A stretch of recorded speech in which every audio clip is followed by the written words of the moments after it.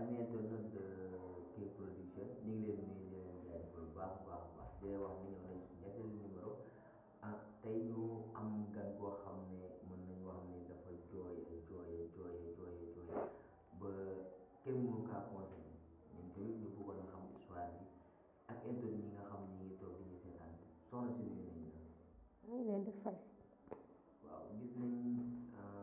ronga ñi tuuru na waaye tamit ñun bëggoon nañoo xam comme ni internet yi bëggee xam lan moo war a sa teewaay fii nii. waaw dama ñëwoon fii pour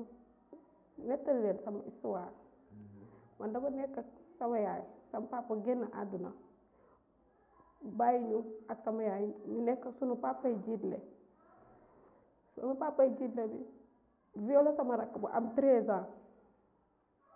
moom moo violé. sama rakk bu am 13 ans.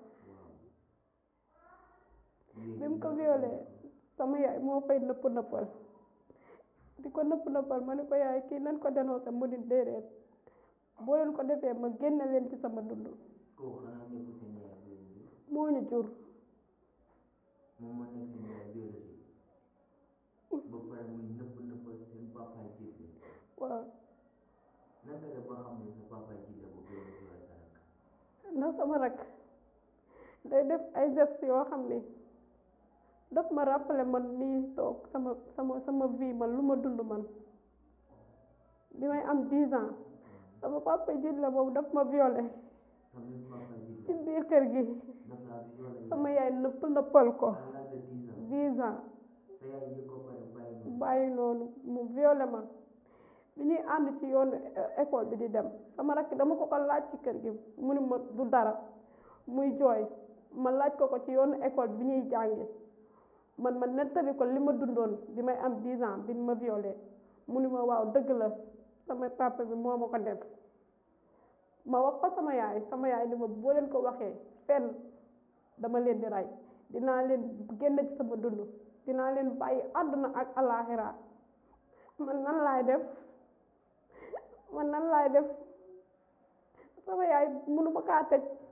mënu ma kaa yóbbu police sama rakk ngi souffrir foofu man maa ngi souffrir fii ma nekk xale bu am 13 ans mu yàq àddunaam yàq sama àdduna ñoom xam nañ bu baax li may wax sama rakk mi ngi tudd Binta Njaay man maa ngi tudd Kiné Njaay sama papa jooju def loolu mi ngi tudd Pape Faye sama yaay tudd Aram Mbaw xam nañ bu baax waa koñ ba sax bu dégloo lii dinañ xam ne man mii maay wax xam nañ ma bu baax.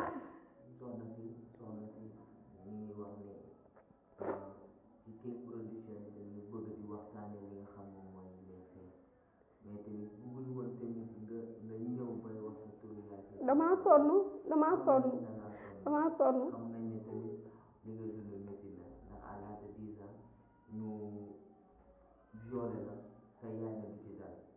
mu continuer la même violence mu violé li nga xam moom mooy sa rek à l'âge de 13 ans je peux dire que ne ñu ngi détruire seen àdduna mais di wax ne rek fii nii nga am solution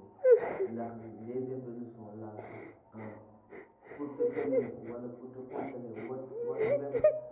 pour jox la li nga day noppi soxna si xam naa ne métti na li ngay dund nii métti na trop waaye yàlla fexam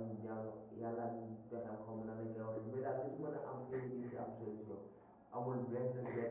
problème dina wax ni ñun ñoo ko dundandoo métti na trop papa jille boobu noonu du papa lii mooy waral nit ñi di daw papa jille lii mooy tax ku sa yaay ñàkk sa papa mu décédé da ngay wax ne sama yaay ñi dootul am papa jille ndax genre nit ñu bon yi rek moo ko waral kii nii vaurien la kii nii tekkiwul dara mais jarul ngay tudd turam te wax ne yoon dina ko topp comme ñëw nga King Production yoon dina ko topp comme ñëw nga fii nii say commentaire di nga am des solutions kon leen wax ni c'est triste c'est désolant papa ji la di violé ay doom yi nga xam ne moom moo leen woon a préserver moo leen woon a téye vraiment métti na trop di leen jox dig daje di la wax ni ñi nga xaar solution yi waaye tamit li nga xam moom mooy loi bi ñu ngi leen di xaar ngeen def seen liggéey parce que kooku noonu il ne mérite pas de vivre sa vie comme ni ko bëggee kooku il doit être derrière les barreaux di la jox dig daje di la wax ni métti na trop waaye na nga muñ peut fii nii du ñàkk tamit benn émission tamit rakam ji dina ñëw dina ñëw ñu waxtaan ak bu nekkee mën naa nekk di la jox dig daje di wax ni King Production est là si vous avez des choses yi nga xam ne dafa resté seen xol te mënoo leen kaa génne on est là pour